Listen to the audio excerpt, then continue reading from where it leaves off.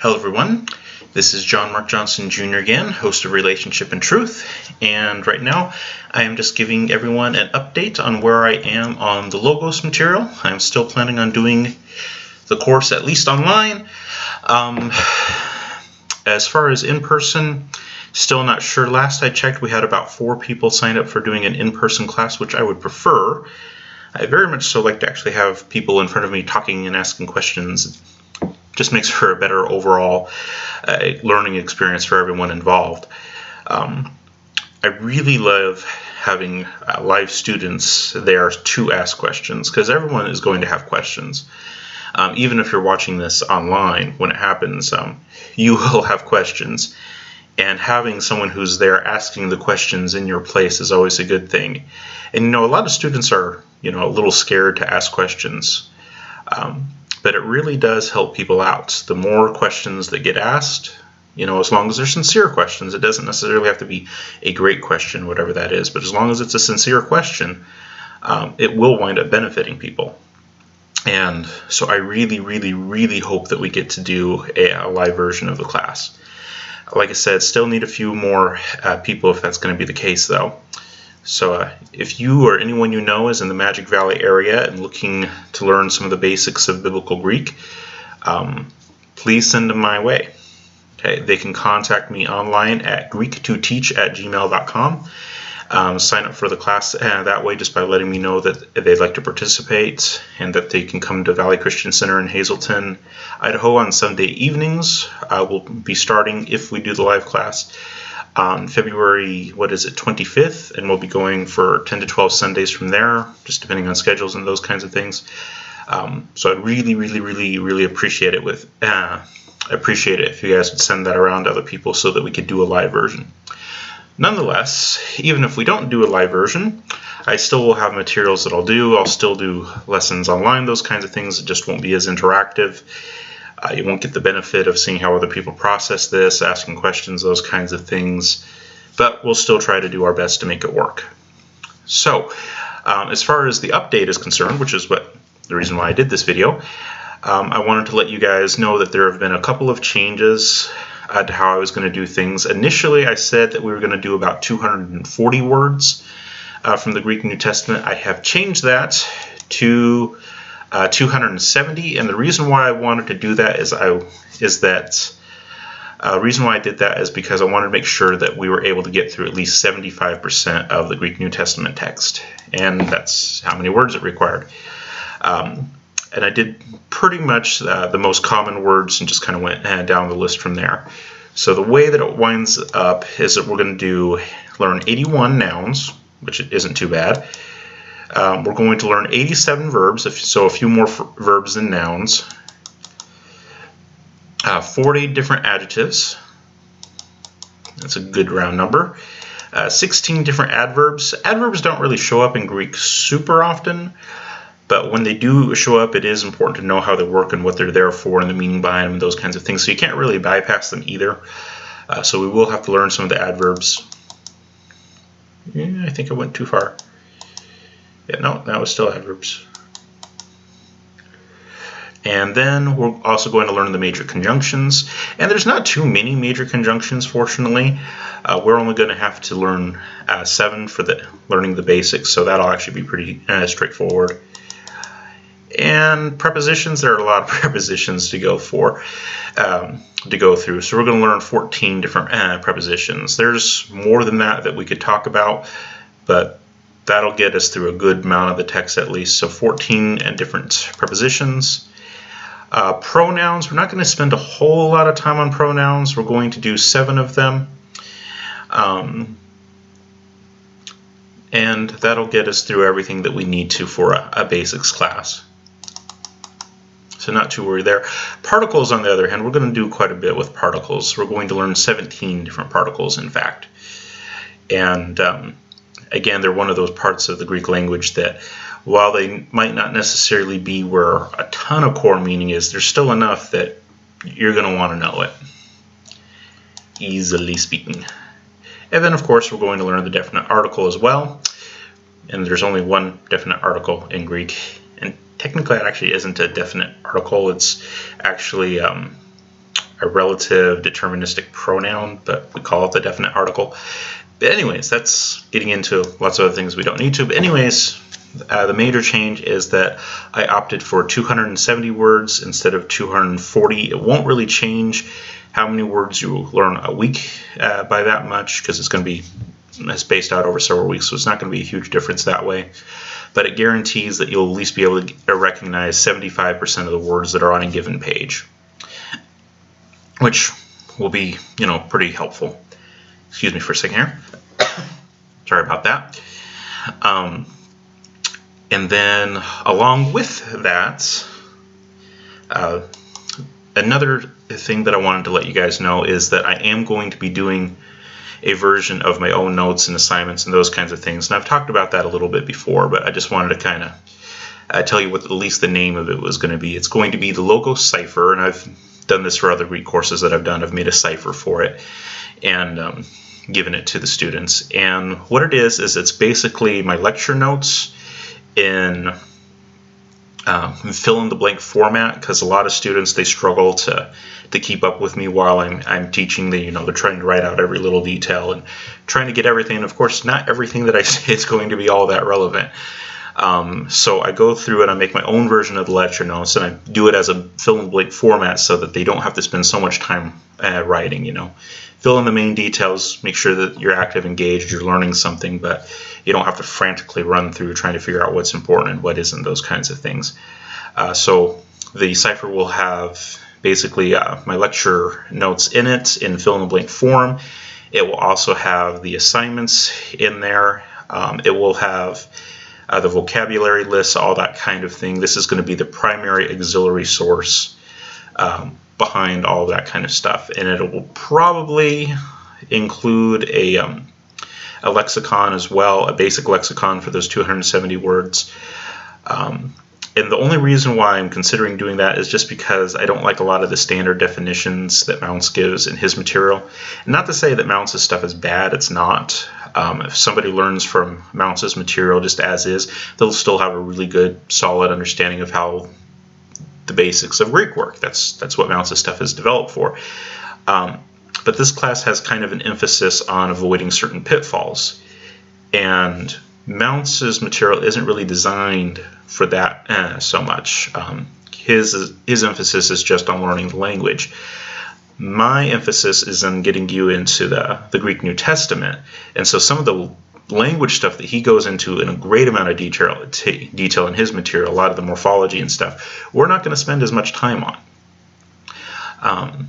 Just because we only have 10 weeks and I want you guys to get into the text to some kind of reasonable extent. So yeah, a lot of that stuff, just because of the time constraint, we're not going to be doing in full.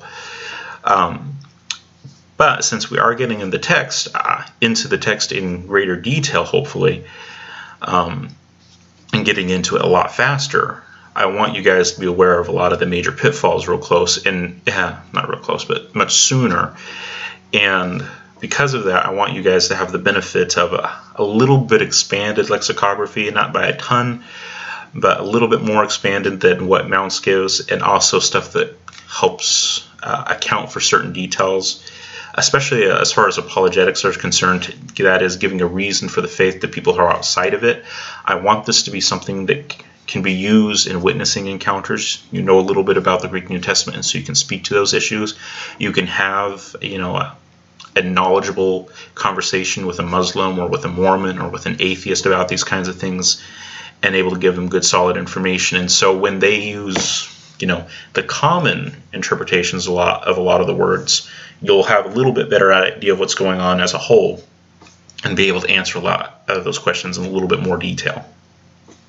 And so that's the reason why I would put in my own lexical entries, just to kind of address those kinds of concerns. What happens when you have a conversation with a Mormon or a Muslim or an atheist about this kind of stuff? I want it to be something that you can know and use.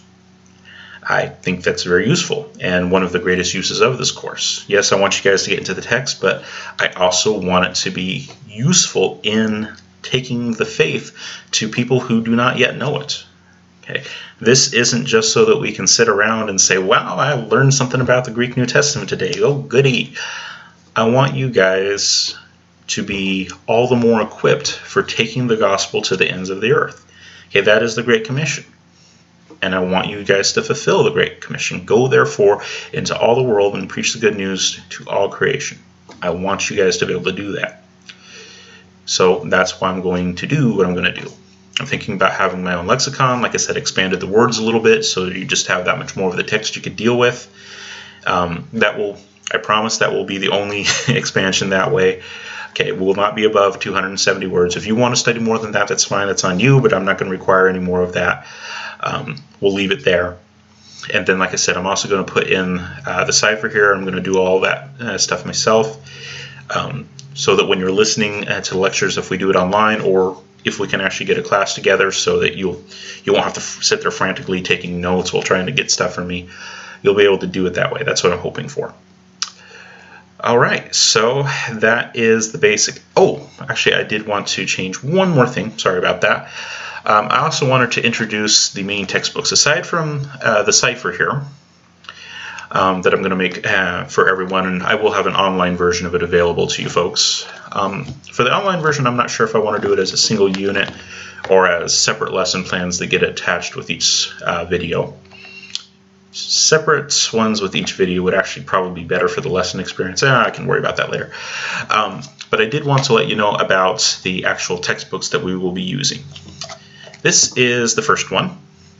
And as you can see, it's not very big. I love this because it is very, very, very practical to take around with you anywhere. It is Biblical Greek, a Compact Guide by William D. Mounts.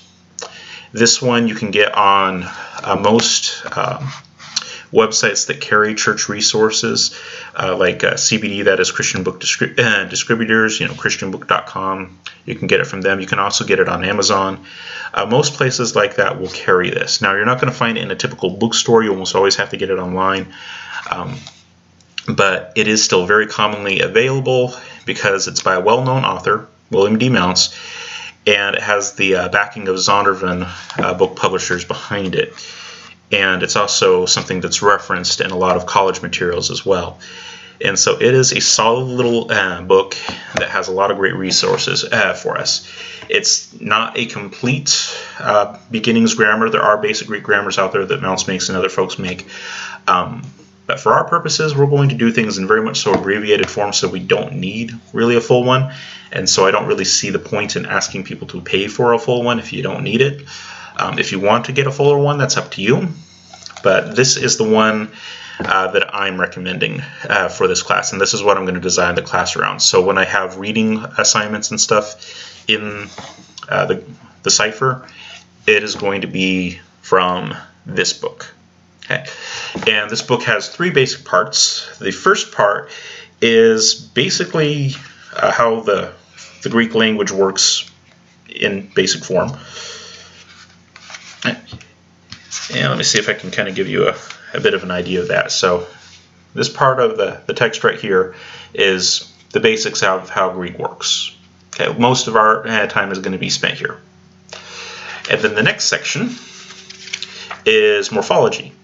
Morphology is very interesting and necessary for understanding Greek if you want to be able to read it fluently without any guides and helps. But we only have 10 weeks, so we're not going to be able to deal with this as much. But that is what the next portion is. So first portion right here, that's basic Greek. This right here is all morphology, essentially. What do the different forms of the words look like? Okay, we're not going to spend a whole lot of time here. And then after that, the last section is the lexicon. And this lexicon has about 1,000 words in it that occur 10 or more times in the Greek New Testament. And it's basically a launching platform because we're only going to do 270 words. But after you're done with this course, there's probably a pretty good chance that you're going to want to learn some more. But you won't necessarily be in a place to, go out and buy more resources. If you can, that's great. But you'll still be able to learn more just using this. Okay, there's, at least, something like, 700 plus more words that you can learn just having this resource here. And then there's also the morphology that'll still be in this that we're not going to talk that much about. So it'll be something that you'll be able to use in further study. It's not just going to be, okay, the 10 weeks are done, well, that's useless now. No, it's going to be 10 weeks are done. You're still going to be able to use this to go past what we're going to talk about. Okay? And this is usually relatively cheap. The most expensive I've ever seen this book sell for is $20. Most of the time you can get it for cheaper than that, though. And like I said, you can get it on christianbook.com, you can get it on Amazon, you can get it on most places online that will have Christian academic resources. It's very common, very easy to get a hold of for most folks. Okay, so that is the first one, which is nice and compact. I love that about it. The second resource, though, is not so small and compact. It is this. It is the Greek and English Interlinear New Testament. Let me see if I can give you guys a good shot of that. Okay, the Zondervan Greek and English Interlinear New Testament with the NASB and NIV. I will not show you the inside of it because, well, I might show you the inside of it, but you're not going to see a whole lot.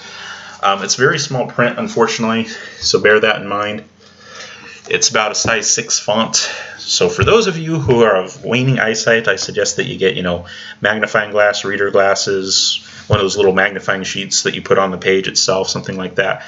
Because in and of itself, yeah, it's hard to read. I wish they made a large print version of this, but at the same time, this thing is pretty massive anyways, so maybe a large print version wouldn't be so good. They'd have to sell it as a dangerous weapon or something like that, and you'd have to have a license to carry it. But why am I using this? You'll know a lot of Greek teachers that are out there, including, very well-respected ones, very well-known ones, especially in the particular internet circles that I travel in, who despise interlinears, and for good reason.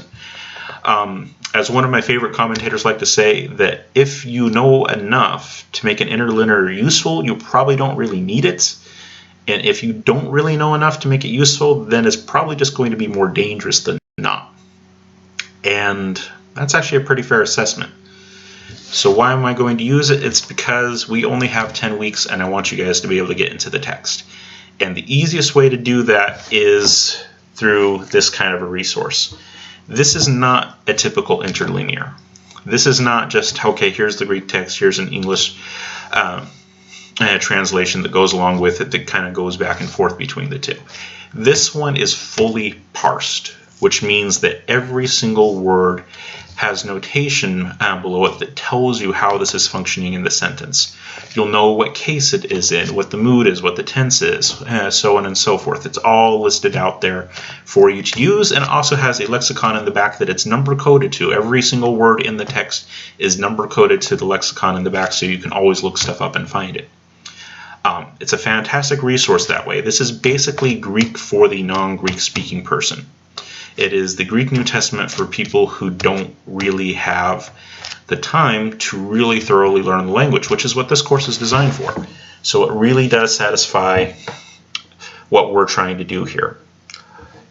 And like I said, it is the Zondervan Greek and English Interlinear New Testaments with the NASB and NIV. There are others out there that have other translations with them. Please do not get one of those. Go with the one that's the NASB NIV. Okay? There's other translations that are available, yes. We're going to go with the ones that are the most reliable in their own departments. NASB is a very good literal translation. The NIV is a pretty solid dynamic translation. There are certain things about the NIV that I don't like, but in its field, for the kind of translation it is, it's actually pretty solid. And we'll talk about how all that works out and where my personal discrepancies with them are and those kinds of things. And we'll have all kinds of fun talking about translation, believe me. But don't get one of the other ones. Get the ones that have the NASB and NIV in them. Okay. And then as far as cost goes, this can cost as much as $40. But normally you can find it for cheaper than that. You can usually find it somewhere in the $30 to $35 range. And so between the two of these, and by the way, these are both by Mounts. I'm not sure if I can put this up here so you can see it. Yeah. William D. Mounts and Robert H. Mounts are the editors who put together this one. And then, of course, this one is William D. Mounts. And together, they shouldn't cost any more than $50. If you pay more than $50 for the two of them, you are really spending much more money than you need to. Don't do that. Okay, now, The reason why I'm saying all this is so that when we start up the class online, you guys will know what resources I'm using and you can go ahead and get it ahead of time.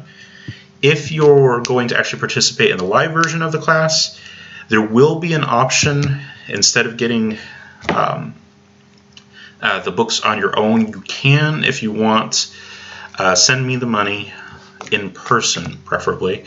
I really do not like dealing with other people's money just in general, but when I do in-person classes, sometimes I will take the money up front. I'll go and get all the supplies, and we'll handle it that way. I don't really like handling other people's money, though, so I kind of would prefer that you get it on your own.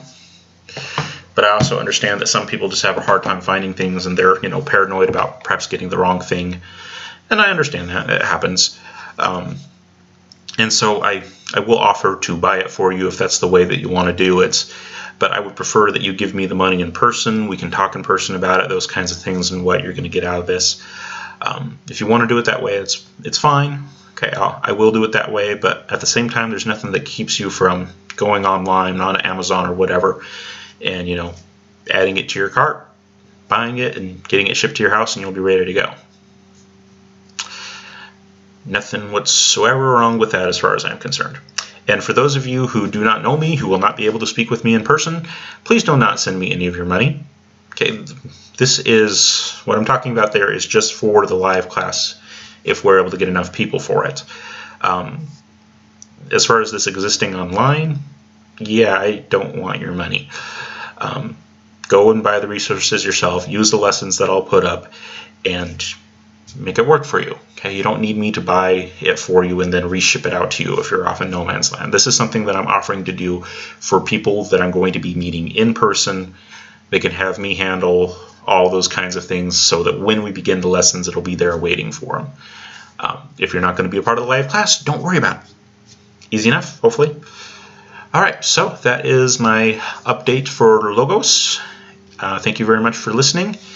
And I hope you guys are excited about it as I am. I've really been looking forward to doing this. I started a Greek online course. What has it been, like maybe 2-3 years ago? Hopefully not quite that far, but a while ago I started one and I never finished it. And I really want to get back in. I want to finish it, and hopefully this will be a great way to do it. So thank you for your time and attention. For those of you who are in Christ, go with God and be blessed. For those of you who are not, I pray that you would come to an understanding of the true Christ of history, the only genuine Savior of mankind. Amen.